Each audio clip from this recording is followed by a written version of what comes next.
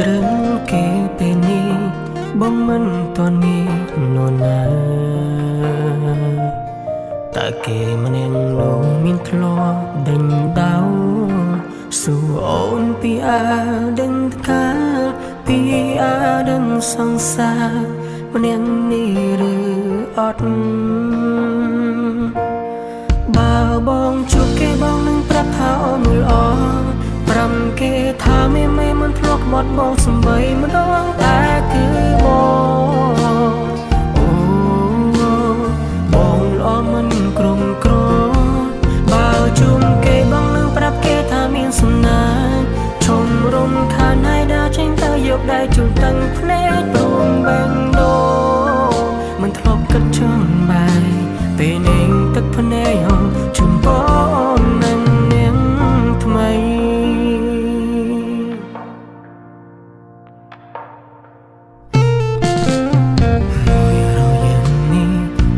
សុខសប្បាយទេតាំងពីអូនជ្រឹងគេពេលនេះបងមិនតនេះនរណាតើគេម្នាក់នោះមានធ្លាប់ដេញដោសួរអូនពីអាដឹងកាលពីអាដឹងសង្សារម្នាក់នេះឬអត់បើបងជួបគេបងនឹងប្រាប់ថាអូនល្អប្រាំគេថាមេមិនធ្លាប់បាត់បងសំបីម្ដងតែគឺបងអូបងល្អមិនក្រុមក្រ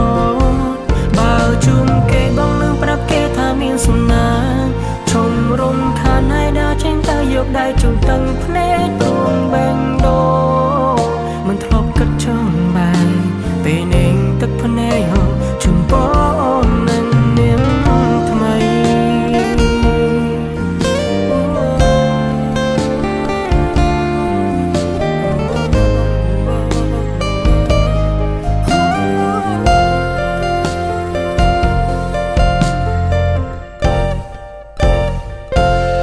បើបងជួបគេបងនឹងប្រាប់ថាអូនល្អ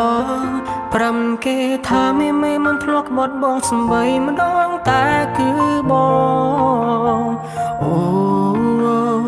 បងល្អមិនក្រុមក្របើជួបគេបងនឹងប្រាប់គេថាមានសំណាងឈុំរំខានហើយដើរចេញទៅយកដៃជូនទាំងភ្នែក